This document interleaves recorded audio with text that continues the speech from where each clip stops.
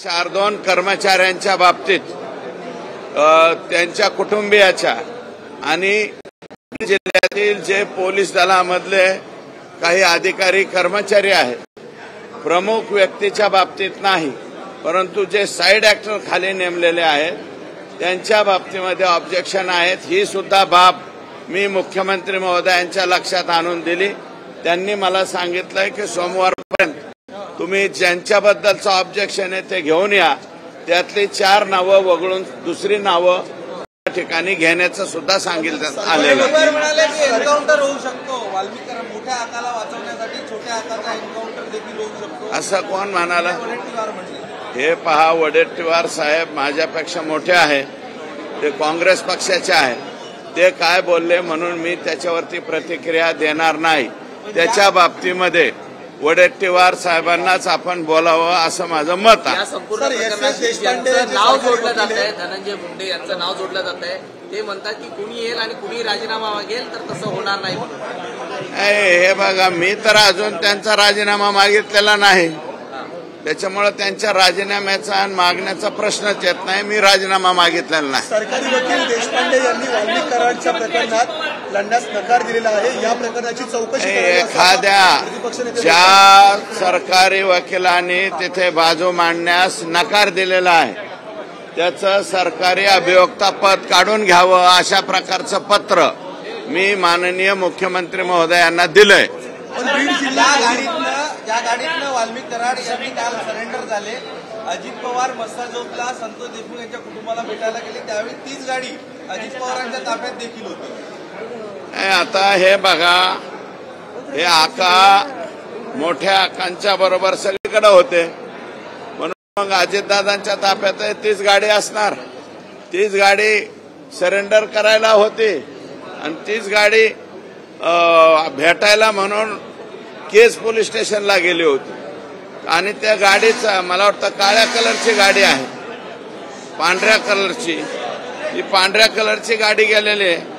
अशी कोणती संशयास्पद गाडी असते? अंबादास दानवे बोलताय की बीड जिल्ह्यामध्ये याचा तपास होऊ नये, हे जे प्रकरण आहे ते बीड जिल्ह्याच्या कोर्टामध्ये चालू नये, ते संभाजीनगर किंवा अन्य कोर्टामध्ये चालवण्यात यावं। तुम्हाला वाटतं बीडमध्ये योग्य प्रकारे घटना चालणार नाही? बीडमध्ये प्रकरण माझं असं मत नाही। बीडमध्ये प्रकरण चालवावं, परंतु बीडमध्ये हे लोक बीडच्या लॉकअपमध्ये ठेवू नयेत। ते एकतर संभाजीनगरच्या हर्सूलला हलवावेत, नाहीतर नाशिकच्या जेलला हलवावेत। कारण हे आरोपींना भेटायला सुविधा द्यायला मी अगोदरच म्हणलेलं आहे, बिंदू नामावलीची बीड जिल्ह्यामध्ये वास्तुशांती झालेली आहे, वाटोळं झालेलं आहे।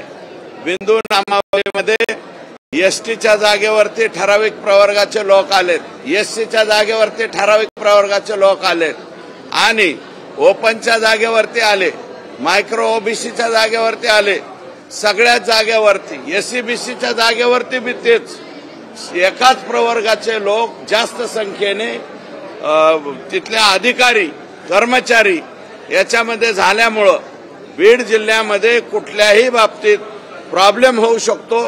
आणि मी आता तर फक्त त्यांना हलवा म्हणतो, भविष्यात केस सुद्धा दुसऱ्या जिल्ह्यामध्ये हलवण्याची पाळी येईल।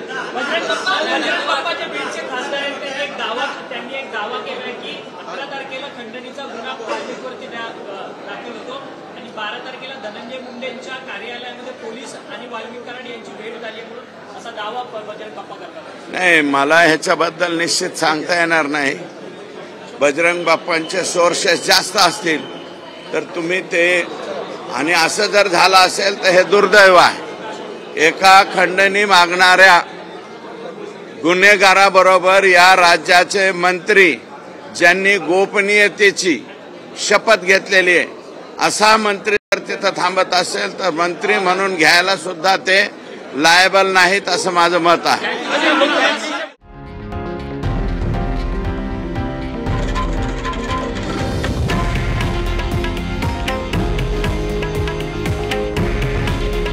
हे आहे देशातील नंबर 1 न्यूज नेटवर्क आणि आपण पाहत आहात TV9 मराठी। काळजी तुमची, हित महाराष्ट्राचं।